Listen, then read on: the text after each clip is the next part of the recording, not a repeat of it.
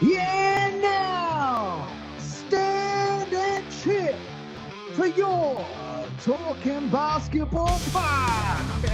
Hello, welcome to another edition of Talking Basketball podcast. I am Mark. I am Paul. Hello. Hello. From the Northern Studio. We are in the split studio today. We're changing the studio spaces and everything, so all the episodes coming up are going to be slightly different, but the format will remain the same with Paul and I hosting the show. So, it's so much nicer not having to do all the editing on those buttons. Now you know how I feel trying to turn down and have a conversation. Not really. It's easy. Easy. I know, multitask. But you know what, Mark? I got a little treat. Because I'm in the Northern Studio, I'm actually using my whole mixing desk that I do all the sound system with for some of the National League games I do. So I can actually give people an idea of some of the sound effects if you want. This is a lemon juice for anyone looking and for anyone interested. I don't know how I feel about drinking from this particular glass at present. Wow. Did you want me to show you the effects or you want to go into that? Do it. No, go for it. Oh, okay. So here you go. Here's the one that everyone kind of likes when the referee's buggering around. We have a referee buggering around here. And they've made a decision. Let's go. Yeah, we didn't hear any of that at all. Oh, you didn't hear it? I thought we tested that and that worked. Yeah, not that one. That's a bit crap then, isn't it? I won't bother with the rest. Right. Let's rock and roll. So, Mark, look, let's talk about the Luka trade. You got to consider after what's happened this week that the Lakers have got the better end of the deal. I mean, Anthony looked like a monster he did. Dallas for that game, and he was like, for 20 minutes. Oh man, Nico Anderson's made a good call here. Though that one fan who got kicked out the other night, he didn't really agree. But did you see the clip on that with Mark Cuban? Mark Cuban's turning around to him, and he's turning around to him going, and he just kept saying, sit down. He just kept saying it. And then in the end, they was like, get him out. But you got even Cubans going, mate, just like, all right, you've had your little 5 minutes with your sign up. You don't have to just stand there the whole game saying it. You know, there's nothing wrong with someone. Is that what happened? Online, it kind of came across of course it he does. had the sign up, they took him down, and then they just went up to him when he said fire Nico, and they just went jog on. So he was on the Jumbotron. He was on the Jumbotron, and everyone's singing along to music, and then they put the words up along the top. And then what happens is, you know, you're all just singing along karaoke style, then they get the camera on you. And then as soon as the camera was on him, he just went and like lip synced fire Nico. And then the camera zoomed straight back out and everything. And then the next minute they got signs up and they were shouting fire Nico, fire. And they were these little signs and stuff. And they're like, are you going to be doing this the whole game? Like, right, out you go. Which I understand. Because if they're going to do a little thing and make a thing of it, that's fine. But if they carry on doing it, you go, all right, you've had your 5 minutes. Yeah, it's a bit old. Everyone else wants to like listen, like, you know what I mean? Yeah, and look, that the start of that game, his first game, you were looking at the trade going, you know what, this is looking okay, but unfortunately, injury struck. Was it a groin injury or something like that? Yeah, he's out for 2 weeks. A month. Well, here's the thing: they said 2 weeks. And then when you look back on it, they're like, it's like an indefinite 2 weeks. You suddenly go, okay, that could stretch any second to be like, oh, he's got to have this or that.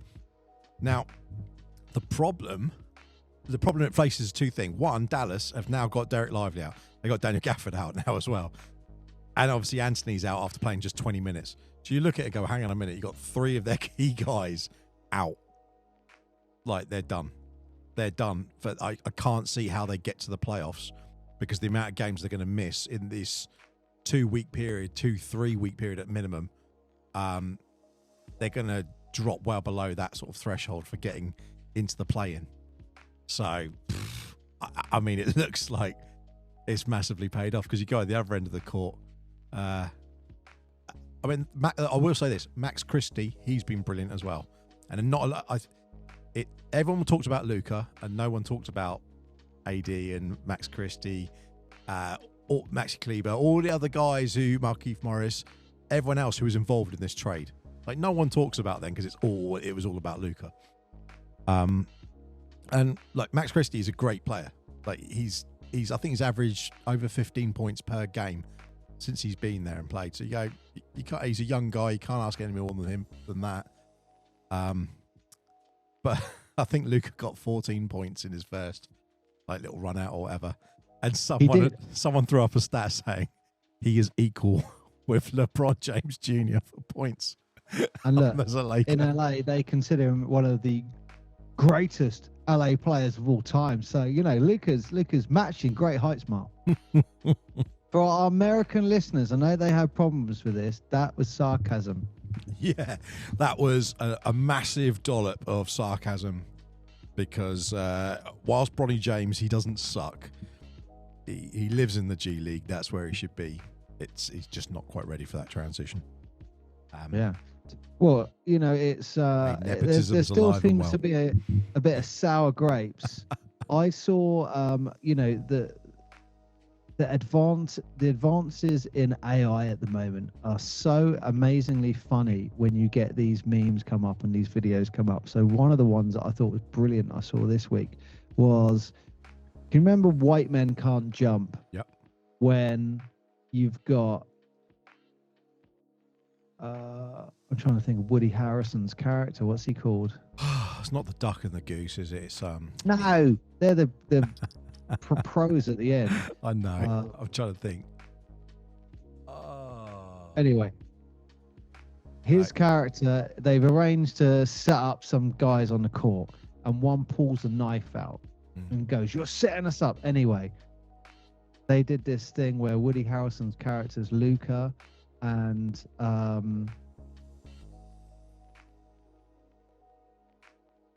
what's the other guy? Billy Hoyle. That's his name. Billy Hoyle was Luka. Who's the other character? Wesley Snipes. Anyway, he's LeBron going, "I don't know this guy," and then the other guy's AD with the knife out going, "I'm gonna kill you, mother." I like it. Yeah, that's great. It's a great film. Fun fact about, well, not fun facts, but Woody Harrelson's dad was actually a convicted murderer. He actually went and killed a judge, and then fast forward I can't remember how many years, they did a TV show, and they in there referenced about a guy upstate who went and killed judges if they got out of line, and that was his dad, and that's what he did.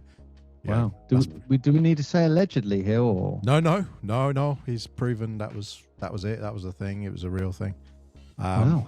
Which is ironic, given that then he went on to play films like Natural Born Killers and some of those sort of films. You go, it's a bit harsh, isn't it, making him do those roles when his dad kind of was like that. Anyway, we digress. Yeah, all the memes are going to come out of this for a long time. Now, you mentioned about those people holding up signs. The new owner last year or so of the Dallas Mavs, the governor, he came in to one of the games.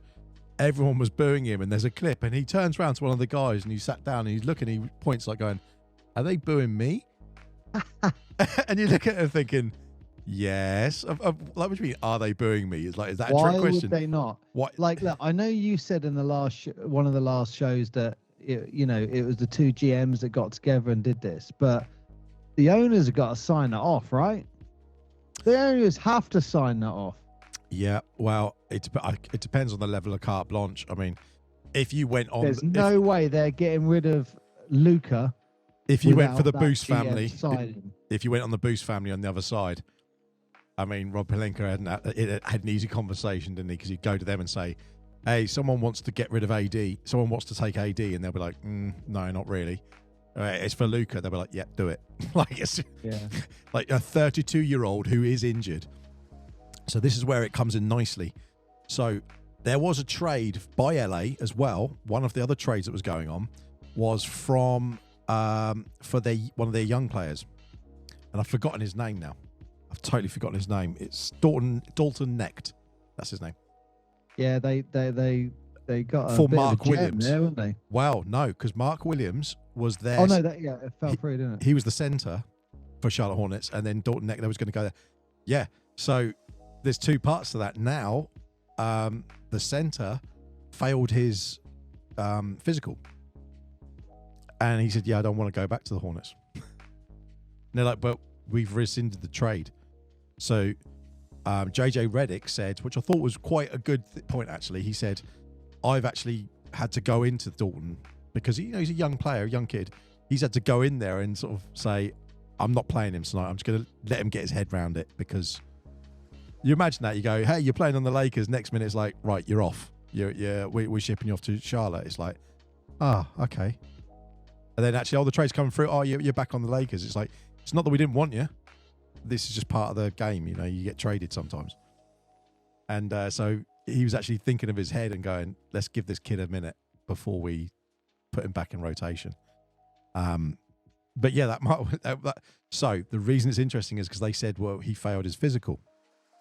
And they went, well, how could Luka pass a physical if he is, how can he pass a physical if he's injured? And how did AD pass a physical? Now, Luka's back playing, so that's how he passed a physical. How did AD pass? Well, yeah, that's a good question. He played 20 minutes. A while, yeah. Yeah, but he was on the injury list when he got traded. So he played for 20 minutes, then he got injured again. And you're like, I think it's just people trying to look at layers, trying to find what, because it just is a very one-sided deal, unfortunately. Yeah. It's, so. I said this last week, whenever it was, and I'd stand by it. Whatever happens to Dallas in the playoffs is going to determine Anderson's future as GM, I think. If Harrison's even around at that point, the good thing is the owners could just bin it on him and go, well, he came to us, we don't know anything, and play the we trusted him card. But a lot of people are looking at the owners going, they're playing kind of like, I want to say like a video game, but they're playing a bit like, imagine you're in player manager mode and imagine if we do this and I do that, and it's like fantasy league, but except that they are billionaires, so they can do it in real life. And that's one of the I really liked about, who's the former Dallas owner? Mark Cuban. Yep. That's what I really liked about him. He was a fan. Like, they were worried. Oh, yeah. The other owners were worried he's going to sub in. That's what was great about him. Same thing. Ginny Buss. She is a huge part of the Laker organization. There's no way anything significant is getting through that organization without her saying yes or no. So exactly. And Jerry Buss, before that, that's what he was like, and that was instilled in from her. So, like daughter, like father in that respect. But when you go into those, I mean, Orlando Magic to a point is a similar thing where they have the DeVos family, and they have been behind the Magic since very, very early days. Not quite day one, but I think very early days. And that's why it's Amway, because they owned Amway, and then obviously taken on other places. But again, when you have a certain, I want to say, a family brand that are around it, there's a stability that's built into that organization. And that's what Cuban brought when he bought the team. You think he had it for quite a long time. And then it's like, made his money. What did he sell? Why did he sell Dallas? A lot of he'd have made a big profit on that. He bought it for $250 million and he sold it for $3.5 billion. So yeah, why did he sell? Did right. So I mean, I don't think he's completely given all his reasons, but a lot of it comes down to, it just takes it's all consuming, so to speak. He had an offer at a good price. If you think Jordan sold up his stake in Charlotte a while back, he knew he was never going to be able to sub into a game, and he was like, screw this, I'm off. Yeah, so, I mean, some people, he said about it being more about entertainment, hotels, real estate, like the way that the actual NBA is starting to go now. And look, all you got to do is look at Steve Ballmer, what he's done with the Clippers. and the Clipper Stadium. And he spent $2 billion on that new stadium, near enough. And it's all about real estate, what you own, properties, invested interest. And he said, look, Cuban said, I don't know anything about any of that. So I just need to get out of it.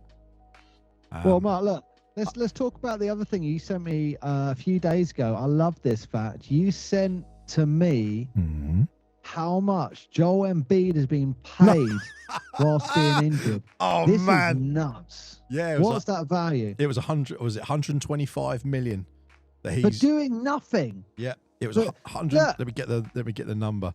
I think it's 125 million. Sick for work, but you don't get paid 125 million to get to vote. I mean, that'd be amazing, wouldn't it? With his 400th game missed, he's made $125,695,189 of his total earnings. 400 games missed, so he's been sat on the bench. 125 million for sitting there. How many emails now do you think the Philadelphia organization have gotten from people around the world, players just going, mate, for give me £1,000, I'll sit down for 400 games. That's no problem. Yeah, I'll sit on the end of the bench, and if you let me sit on the end of the bench, I'll pay you £100 for every game I go to. Yeah, and I said this to you towards the end of last season. He's done. Yeah, I know it keeps trust the process. Yeah, 125 million for not turning up. Yeah, look, hey, speaking of not turning up, Ben Simmons now got subbed out to the Clippers. I think the Brooklyn Nets, I believe, or was it they bought him out his contract, and then he went off to he's gone over to the Clippers now. I mean, that's another guy who spent the last 4 years, 80 million contracts. He's done sweet FA. Yeah, I mean, I saw him play back in November last year. He was looking all right. I mean, he was looking. He wasn't amazing, but he looked all right. So it's I was surprised. But that's it. The last 4 years, he's been nothing but injury. Come back, he's maybe played 20 games a season, if that. And they were like, he's on an 80 million. I think Shaq's even made Mick out of him saying, look, if I can work out how to get 80 million for playing 45 games in 4 years, that's the best contract you got. Well, Mark, these guys don't want to. These guys don't want to. Let's get it out there. Let's, in defense of Ben Simmons, I'm not going to defend Embiid, but in defense of most of these guys, if you're injured, you don't want to be sat on the bench. The same as the Kawhis and so on like that. If you've worked that hard, we've heard some of the people, who've gone to colleges and gone to that and seen what that level's like, and they're like, to get up to the NBA, the level you have to get to is insanity. So the fact they're in the NBA and they're sitting on the bench, it's let's not fool them. They are amazing basketball players still. Talk about sitting on the bench. There was a great clip of LeBron missing a layup this week, and the camera spanned to Luka, and he kind of just put his hand over his mouth, oh my goodness. And the guy next to him is nudging him, there don't do it, don't do it. Don't laugh. Look, Mark, let's wrap up the NBA. You brought it up last week. Let's talk about Dennis Schroeder, who you were saying about. He got traded to 4 different teams. Yeah. In, was it 24 hours or something? He ended up in Detroit. What's the latest? I thought the latest was he's in Detroit now. That's as far as I got to. He's retired, mate. I think he's putting out his retirement. No, is he not? I didn't see that. Yeah. So many people are looking back and saying, if the Lakers offer you 84 million, you say yes. Oh, yeah, 100%. Has he really just binned it off? I mean, this is all on social media, so who knows if the... Well, he performed in his debut, so... Oh, maybe that's crap then. Allegedly retired. Maybe retired for a day and came back. Yeah, I mean, he played. He played in his first game. Oh, mate, I'm talking rubbish. These are lies on social media. I read that one. Damn, there's loads of them saying. This is the problem. That it's the problem, but also the solution. Dare I say, is that if you look at the NBA, if you're following the NBA, you just go on NBA.com. there's the source. You can just look and say who has played, who has not. Here's all the injury reports. These are the actual numbers. And then anyone who runs a podcast, anyone who's on media, anyone else does, like, they take bits and pieces and it all gets thrown around, doesn't it? But Matt, it wouldn't surprise me. I mean, was it 8 teams in 5 years? I think he's played on. But 84 million he got offered by the Lakers, and he's like, nope, I'm worth more than that. He's going to have a room that looks amazing. Like, if you played in the NBA, I'd like to think that you would have your jersey, you'd have your own jersey framed up. Like, there's my, my Orlando jersey up. There's whatever it is. Once you play on 8 teams, I'd have the home and away one up. I wonder if players do that. I reckon they do. Wouldn't they? They'd have their own jersey up. You'd have to. Yeah, of course you would. Why would you not? But if you played for a load of teams, would you have them all up, or just the ones that you liked? I mean, if you completed the rainbow, I think you would. But it'd be also, if you got, like you said, home and away, there's 2 kits. If there's the third as well, because sometimes there's a third kit, isn't there, for tournaments, like in season, they do the city jerseys, and there might be a don't they? special kit, yeah. Like things like Jordan wearing number 12. Like, he wore that once for one game. It's like, I wonder where that jersey is. He must have that. Yeah, 45 as well he wore, didn't he? He wore 45 for a while. It wasn't. I think I can't remember who it was, but they said 45. I think he wore 45 for a couple of weeks. Who was it? Someone said 45 isn't 23. Yeah, they made a mistake. And he came back and they're like, why did you do that? I think he wore 45 for a handful of games. Yeah. But it was number 12. My understanding is his jersey was stolen and he ended up wearing 12. Oh, okay. Didn't know that. And I didn't know. I don't know. We'll see. Anyway, right, Mark. British basketball. Yes. Should we move on to that? So, before we start, can I just say a huge thank you? I'm not going to go into any names, but I just want to say a huge thank you to the British basketball community. I know we've been talking about having a couple of podcasts where we're talking about maybe mental health or some of the psychological aspects around the game. So, yeah. I mean, our regular listeners will know that Mark and I are doing a master's degree, or we're just finishing a master's degree in psychology. And, my major project is all about the difference of a mental injury compared to a physical injury. So as a baseline example, you roll your ankle and that might take, I don't know, anyone who's a basketball player, exactly, it takes like anywhere between 3 to 6 weeks. If it's really bad, 3 months maybe for that to heal. Yeah. However, the mental injury that goes alongside that is actually 3 times longer than the physical injury. So the classic example is a player drives into the hole, you go up, and all of a sudden you're doing this layup and you're looking down at your ankle rather than up at the basket. Waiting for someone to submarine you. Yeah, so that was so my study is all based on that. And I'm not going to go into any names again. I've had a wealth of amazing support from professional all the way through to the national leagues and local leagues. So, for it just highlights to me the basketball community and everyone's trying to help everyone out. So all those involved in that, huge thank you. And I know once we finish it, maybe we're going to do a podcast on that one, because that's I think a really interesting one. Oh yeah, very interesting. That is very interesting. Yeah. Sorry, Mark, I just stole your podcast for no, not at all. Give them a round of applause. I think they deserve it. But it's all. I can't. I'm not saying who the names are. That will go to my grave. But the thing is, it is. We talked about it last week with the sad passing of the 4 players over in Essex, and it's part of the frustration that we have with UK basketball is that it doesn't reflect the community that's behind it. And I think that's where we get so frustrated. There's so many people out there who want it to do well, there's so many people who put a lot of time, a lot of their own personal time, personal money, and it's like the people in sort of the main bulk of the organizations just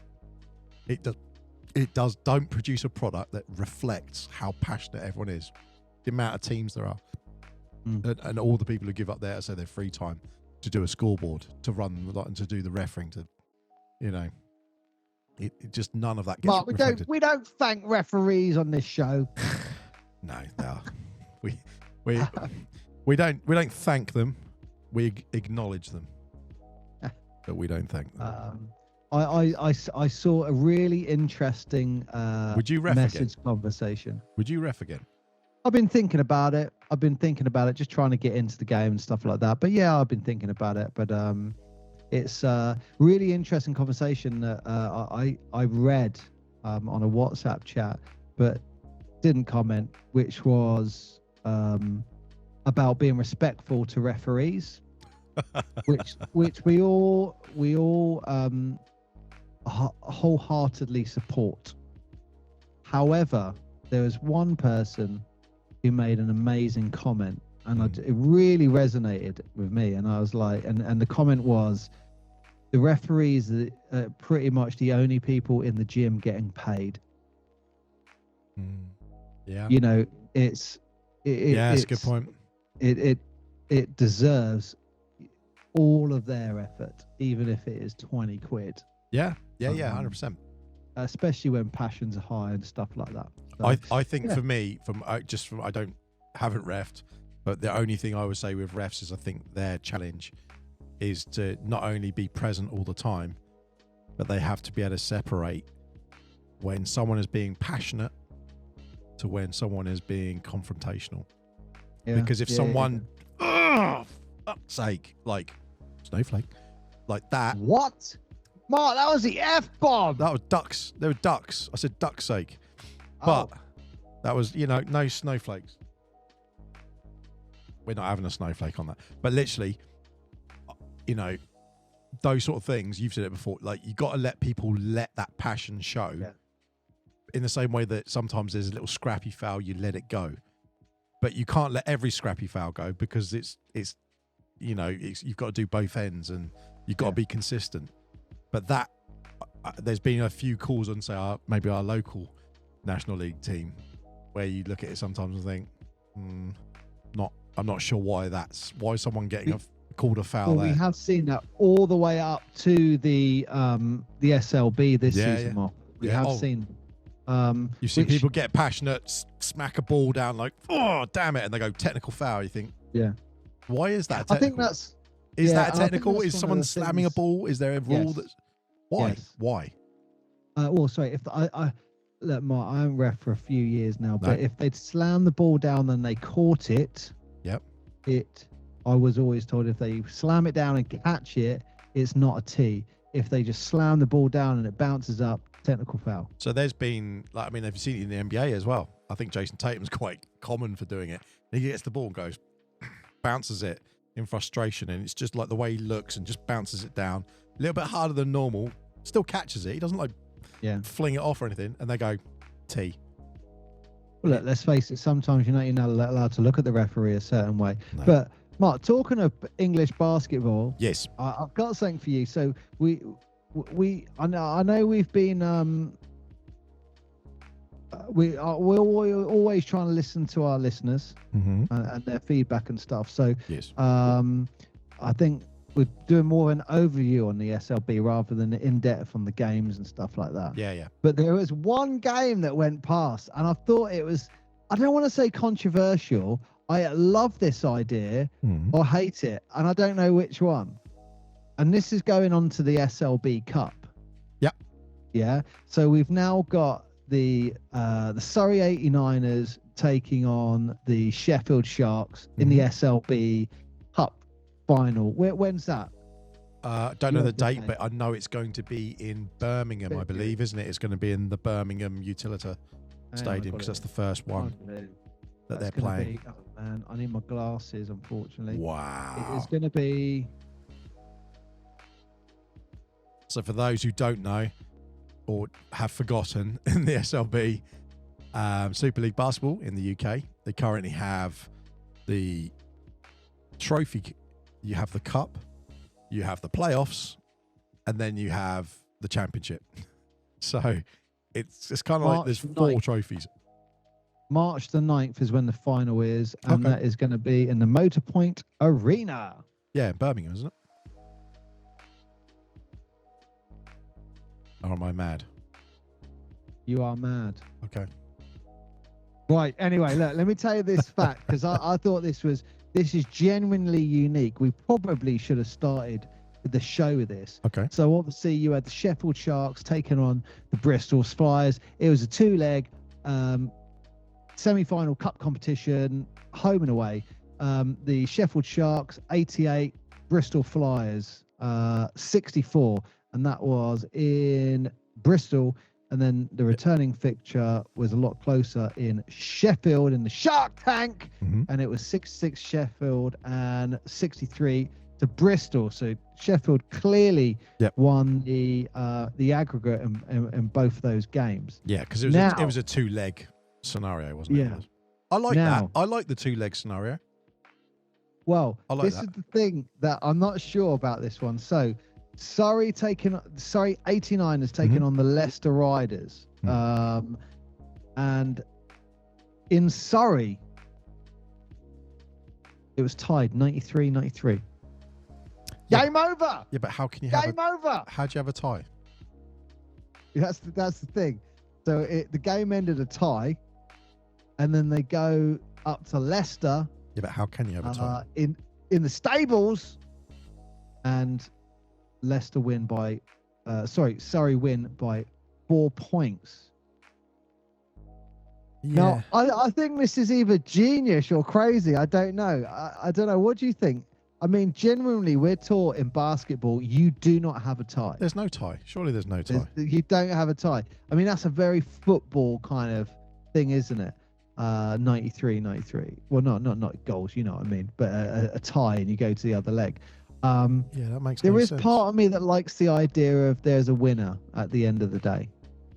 I like that. That's basketball. The last time I noticed a draw in basketball, I was playing in it, and you were playing in it as well. There was no. That was at school. There's no overtime. Draw. I was just looking. There was no overtime. No, that's what I'm saying. But what? No, 93-93. Yeah, but why can't you play in overtime? Especially if it's a cup game. I wonder if that's a rule. Second leg.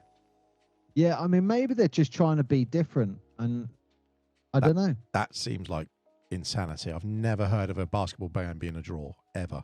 Well, Mark, you were in a game when we were at school because we were in the same team. We were in the same house at school. Yeah, I know. The Mighty but... Allen house. Remember that? Yeah, I remember. I mean, yeah, but we were like kids. I think it was 12-12. That's under 16 basketball. Like, no, Mark, we were year 7. That's. Oh yeah, first year. So and I remember like getting 11, Saturday detention because I turned around to the teacher and went, "It's draw." When you don't have draws in basketball. And I questioned the teacher in front of everyone. Saturday detention. Yeah, they weren't fun. That is weird though. Like, why you wouldn't play for an overtime? It doesn't seem right. It really doesn't seem right. They just went because all the players. I mean, they must. Everyone must. If I like it or not. No, I hate it. It's ridiculous. Especially if it's. I mean, especially if there's 2 legs. Especially if there's 2 legs. I mean. The only advantage to that is they look at it going, whoever wins that game wins the game, wins it. That's it. So it kind of, it's just sound really stupid, it nullifies the whole point of having 2 legs. If you're allowed a draw, it completely nullifies having 2 legs. You might as well just do one and done. Yeah. I'm really interested in that game that was, at Surrey Sports Park. Yeah. The Riders were down by 3. Yeah. They were down by 3 in the dying moments. I've got it written here. With 6 seconds left, they were down by 3. Yeah, they let them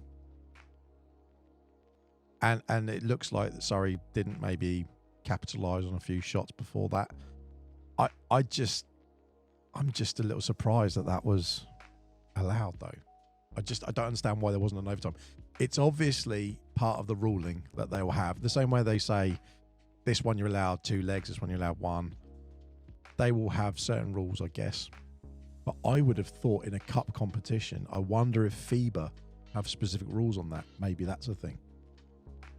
If it's a cup competition, to be recognised for it, there's no overtimes. But I don't know a basketball game that ever doesn't have overtime. Well, you do now, Mark, the SLB Cup. Odd. So I think, like I've said, I have always sung the praises of the SLB when it comes to the trophy. I love the fact that they brought all the romanticism back by allowing those 8 teams to compete. Yeah, and make I really it interesting. hope Yeah. whatever entity the league is in next year, I hope that continues. The SLB Cup, maybe that's why it's like that, because it's different. It's a different contrast to the trophy. Yeah, it doesn't add up to me. It just doesn't add up.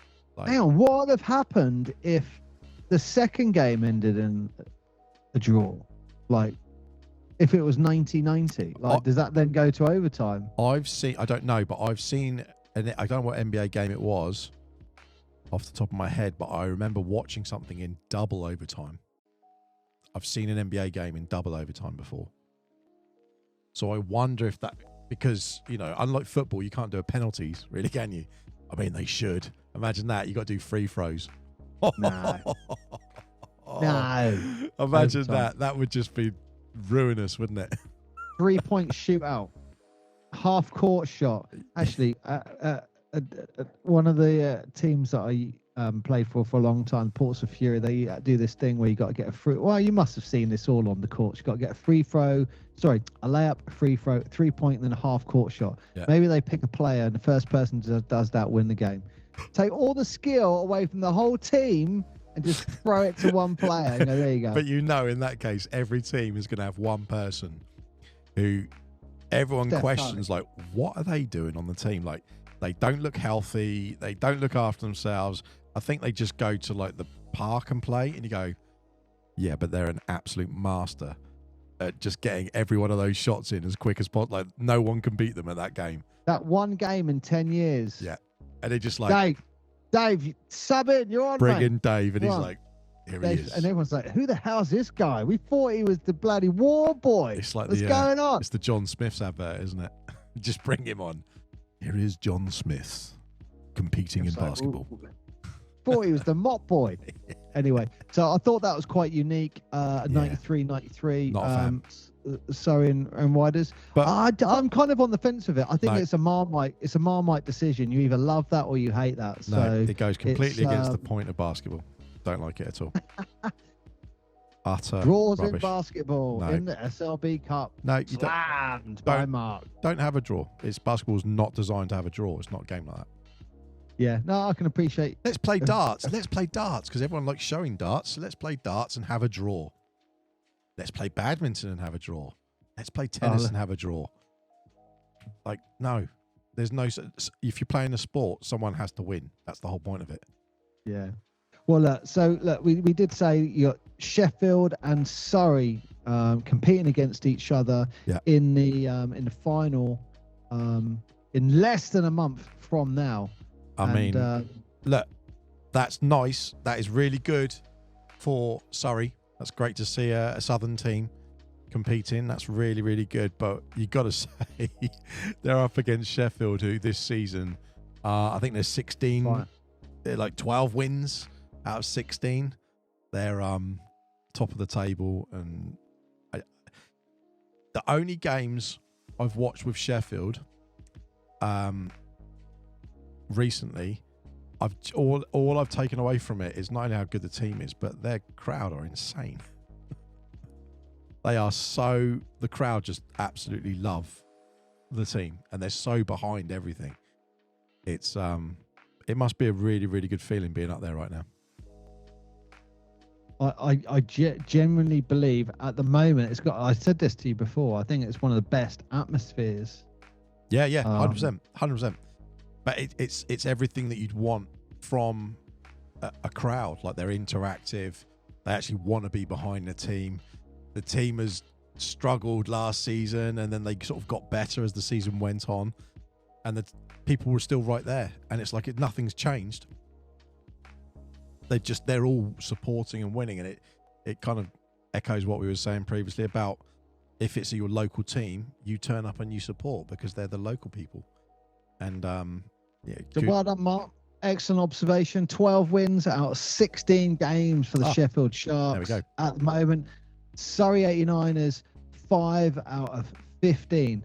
But it's a cup final, mate. And anything can happen in the cup final. Oh, yeah.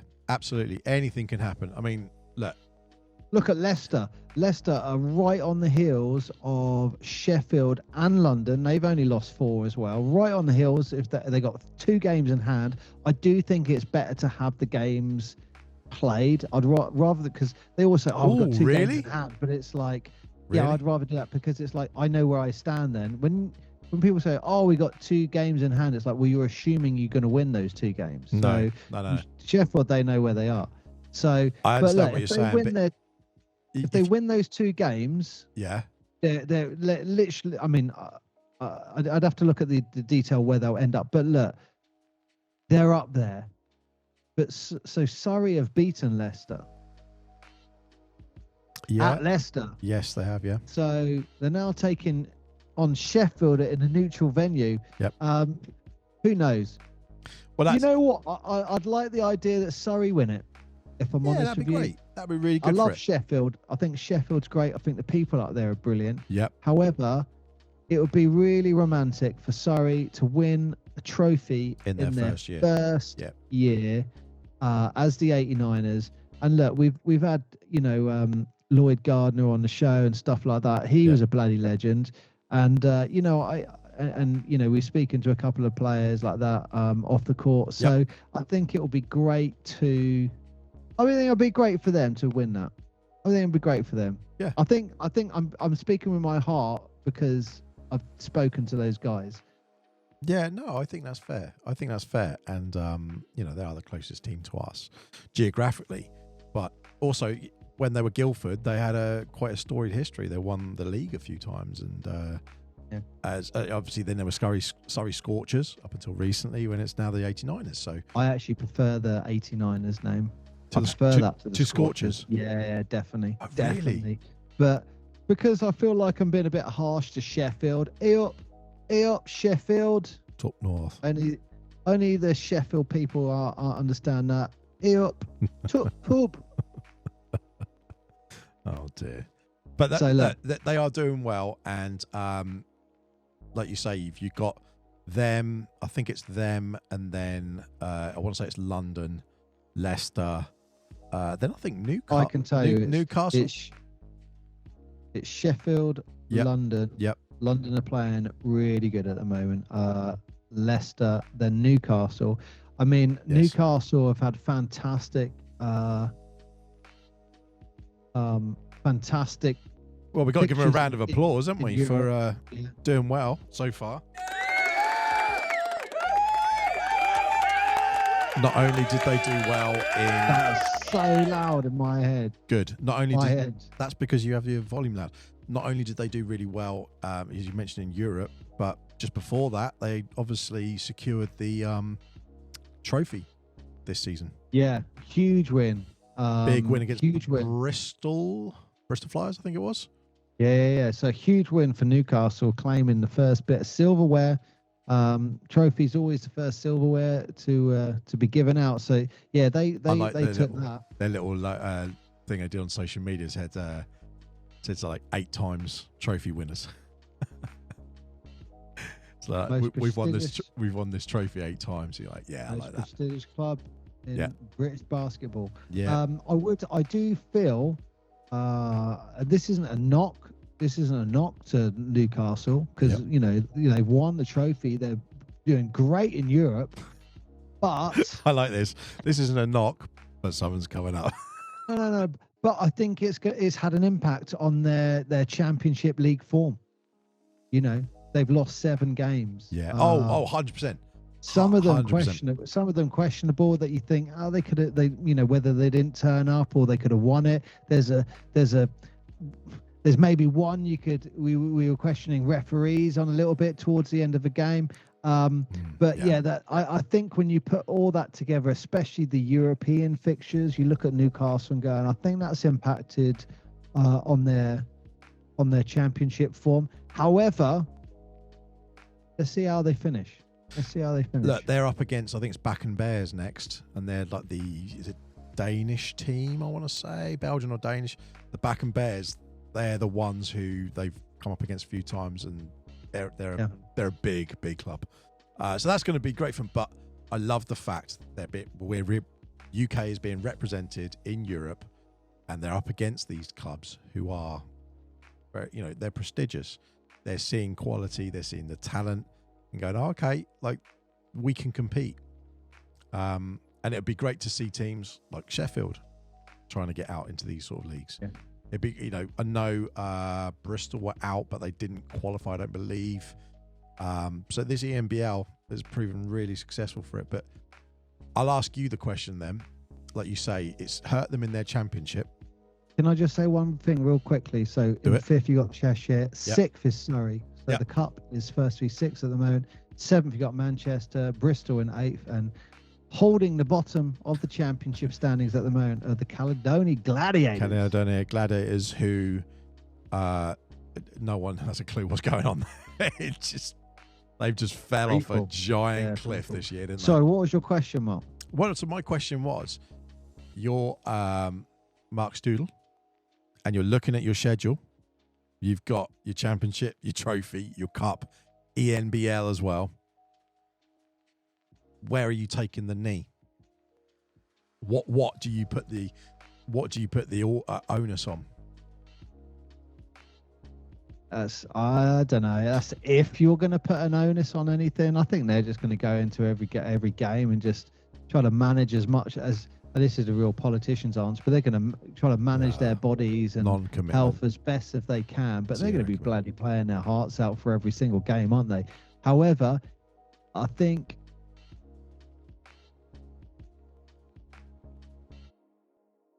they're in Europe for a reason. They're in Europe for a reason. I agree with that. And I would actually it's going to sound silly, but I put the championship towards the bottom. Well, because if you see think what the fixtures are like. Well, look at the trophy. You play the trophy, it's a cup competition. You look at the cup in essentially. That's also a cup competition. So it doesn't matter where you are in the league. Like, those results are irrelevant. In terms of getting to the playoffs to win the league, or to win that trophy, the playoff trophy, you just need to go to that. But who remembers who wins the league? Because they get a little, we talked about it last season, they get a little trophy for, you were the ones who won it. But they win. You remember when you win the league. What are you talking about? Portsmouth, 1988, 1989. Do you remember that one? No. You're mistaken. You're looking at football. We're not talking about that. We're talking like in the NBA, for example. The way that we play it here is you have who came at the top of the Eastern Conference. All right, that was, let's say, go a few years back, and you look at the Riders and Cheshire Phoenix just tipped off. So look, Milwaukee finished top of the Eastern Conference and everything a few seasons back. Went into the playoffs. They were number one. I can't remember. It was number 8. I think it was the Heat or something like that. And they got beaten. And do you remember that was the one that Giannis was then going, it's not a loss just because we lost one game, blah, blah, blah. It was a good speech, but you could tell he was a bit salty. That's what our league and the playoff competition is. So almost the championship, yes, you can win that. And that's why when we spoke with Paul Blake last year, he said that they won all four because they won the cup, the trophy, the championship, finishing top of the league, and then they won the actual playoffs themselves. So it's actually 4. Honestly, I would put, out of rating all of those, I'd put the championship at the top, above the playoffs, 100%. Because the championship is the one that you win over 30-odd games. Yeah. So, you are true champions, I think, if you win that championship. So, Yeah, Really? that's it. So, do you think You the are same then true with the champion. NBA? Would you say the same thing in the NBA? Because there's teams like look at the Warriors when they won like 70 games I or said something. this to you at the end of last season Yeah. that they should have a table of first to 30. Yep. And if you finish top over everyone, you win the Mark Chester Trophy. Well, they do. They have a Eastern Conference one and a Western Conference one. They have a specific trophy. A combined. There is a combined table. Yeah, I thought there was a combined trophy. Yeah. Wasn't it the David Stern one after they've named it after the ex-commissioner? But no one sees it, do they? No one. That's what I mean. No one sees it. And no one cares about it because at the end of the day, as long as you finish within the playoffs, as long as you finish in that top 8 and you get in the playoffs, that's all that matters. That's why if you're looking, that's all they're after. Exactly. So if you're looking at it realistically, as long as you get in that top half, just like Newcastle are at the moment, and then you focus on getting the other ones, which are silverware that you can go grab, take home. Yeah, that's probably the best way to do it because you go, it doesn't matter if I lose a game here or there, which is a domestic home one, but if it's a cup or a trophy competition, a bit like the games, for example, in the NBA where they had the in-game, the tournament, for example, the in-season tournament or the NBA Cup rather, they just double bubbled games. It does make sense that you would put a little bit more effort into those games because it counts for 2. So why would you not do that? Yeah. But again, I'll say it again. I think the championship is the most prestigious in British basketball. That's just my opinion. Okay. And look at the league this year. Look at the championship this year. You've got Sheffield, London, and Leicester all on the same amount of losses at the moment. And we're over halfway through the season. I mean, and Newcastle are only 3 losses away. So it's an exciting championship. Remember last year, London had, I think after 10 games, we were like, they won it. Yeah, this is over. Yeah, so what an exciting championship. Yeah, it's exciting. It's definitely been more level. SLB's got this year. This whole season has been level. Newcastle are, until March 9th, they're playing teams below them in the league. Oh, okay. So you're talking about their European things. They're playing London on the 9th of March. Other than that, they're playing teams below them. So if there was a time, I don't think there is a game you can take your foot off the pedal, if I'm honest. Oh, no. Look at Surrey, they're in the SLB Cup final. Yeah, but that's what I'm saying. If you've got the amount of, we're talking about loading on players and moving around, all that sort of stuff. If you're looking at it strategically, you would definitely put weights and measures and look at this game. It's probably worth more than something else, wouldn't you? You just would. Yeah. You just would do that. We used to use weight and measures on a night out, remember? Exactly. Weights and measures would decide the punishment. That would decide the punishment. That's what I mean. So So there you go, Mark. Exciting time in Super League British basketball. I've said this every time. I say this to lots of people. I think the actual British basketball that we've got at the moment is some of the most exciting we've had. It'll be really interesting. I reread that statement that the SLB put out where they were saying, talking about the BBF not getting the licensing and stuff like that. And they were talking about legality. You look at that last sentence they put. I don't know what it is off the top of my head, but the last sentence they put on their statement is, we'll continue to work basically to support British basketball in the UK. So it's like, cool. Those teams are going to be involved. Whatever it is, those teams are going to be involved. That's how I read that anyway. So I think what everyone who is a fan can take off of it is you just have to look at Sheffield, Newcastle, Leicester, London. You have to look at all these big teams who have built infrastructures, built massive buildings. You don't do that just for a laugh. Like, you're not going to leave a centre that big and it just goes to waste. It's not possible. There's too much of a basketball community for that to not thrive. If you've got an arena, you're just going to build stuff around it. We've seen it with all these clubs, obviously when we talked to Paul again, and when we've seen all of the other communities or the academies, they have everything built behind all these things. they're the ones who are ultimately in the driving seat. And I think that was where the shock came from. It's that, hang on a minute, why is there someone above us who suddenly is deciding, when we've spent all the money, we are the ones who are in the community doing it. We are the ones who are providing basketball games, coverage. We're doing all this. All you're doing is saying you can have a bit of paper to go and do it. That's the bit I think which rubbed people out the wrong way, which is understandable. Hey, you got to pay 25 grand for that piece of paper. No, 25 grand to put it in. For 25 grand for the pleasure of attending a pitching where, you know, everyone goes around, dances around the handbags, and it's a tea and biscuits meeting, which should be a foregone conclusion. But it's very interesting time. Name of the band, but foregone conclusion. Well, the only thing that everyone should take note is, if the other party has spent 25 grand and put something else in, all we'll say is it's just a tender. Yeah. It's just a tender. It doesn't mean that's the deal that's going ahead. It doesn't mean that there is a deal. It doesn't mean that they know what it is. All it means is there's a tender.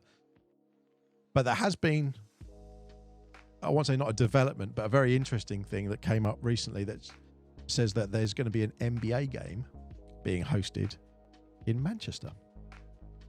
Wow. Yeah. And I thought that was kind of interesting. I like it because that's supposed to be the National Basketball Centre for like performance and that. You'd think that's where they'd host it, but apparently there's going to be something to do with the NBA connected there. It just came out today. Okay. Wow. Maybe we see some big things in Manchester soon then. That could be intriguing indeed. Could be intriguing indeed.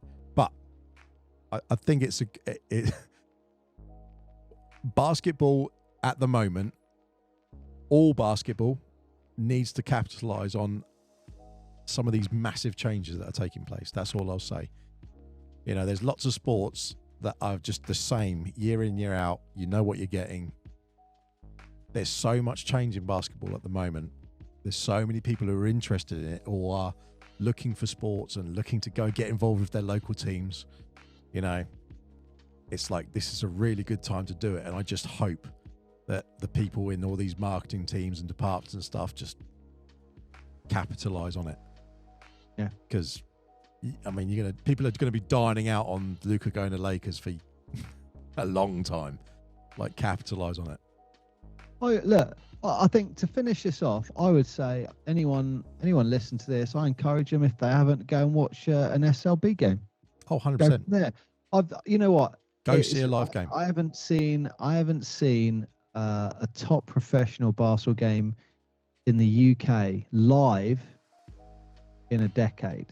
And that's about to change in 2 weeks, Mark. Excellent. In 2 weeks. Yeah, it's going to be brilliant. And it's Are not. You going? Well, I'm planning to. Nice. For our listeners, we're coming to Surrey to watch the 89ers. I think they're taking on the Caledonia Gladiators. So, which should be a foregone conclusion, but we shall see. Great name of a band, foregone conclusion. Yeah, that'll be, looking forward to that. So, we might get some vids, chuck them out on the old socials, eh, Mark? Why not? Rude not to.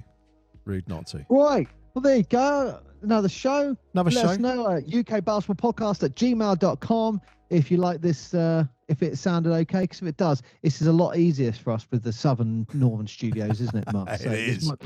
This might become a permanent fixture. It might be permanent indeed, and backgrounds might change. It won't be little Grogu on the background. But thank you very much for listening this week. It's been a pleasure as always. I've been Mark. Go check out the rest of our shows. I've been Paul, and look, if you play badminton, we all make mistakes. Just learn from it. Learn from your mistakes. Good night.